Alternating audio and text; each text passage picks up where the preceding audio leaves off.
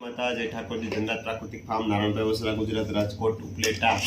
અત્યારે તમે જોઈને અંદાજો મારી શકતા હશો અત્યારે આમળા છે અને આમળાનો આપણે પાવડર બનાવીએ છીએ કેમ કે આ સડરસ બનાવવામાં ઉપયોગ આવે ને એ પાવાથી ફળની મીઠાશ આવે સ્પ્રે કરવાથી પણ મીઠાશ આવે અને શરૂઆતના સમયમાં પાય તો એનો મૂળનો વિકાસ સારો થાય તો એક વીઘે 10-15 લીટરની ભલામણ છે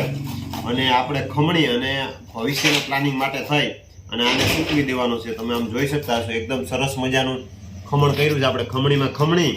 અને આને સૂકવી નાખવાનું છે આનો બનાવવાનું માપ છે કે આ તાજો આપણે હોય લીલા તો એને એક બેરલમાં 300 ગ્રામ અને છાશ 10 લીટર એક બેરલ માટેનું માપ છે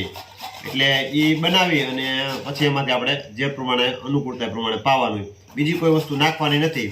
અને સાંજે પલાળી અને સવારે આપણે ઉપયોગમાં લઈ લેવાનું અથવા એ દિવસો આખા દિવસમાં 24 કલાકમાં એને ઉપયોગમાં લઈ લેવાનું સાંજે પલાળવાનું અને બીજે દિવસે ઉપયોગ લઈ લેવાનો એ રીતનાનો ઉપયોગ કરવાનો તો અત્યારે આમળાની સિઝન છે તો ચોમાસામાં ને એ દરમિયાન જે આવનારા સમય માટે ને પાવાનો પ્લાન હોય આપણે તો આને ખમણી અને સરસ મજાના આગળના પ્લાનિંગ માટે આને સ્ટોર કરીને રાખી દેવા જેથી કરીને બજારમાંથી વેચાતા લઈ મૂંઘા ન પડે કેમ કે આનો પાવડર ને બીજો બધી મળે જ છે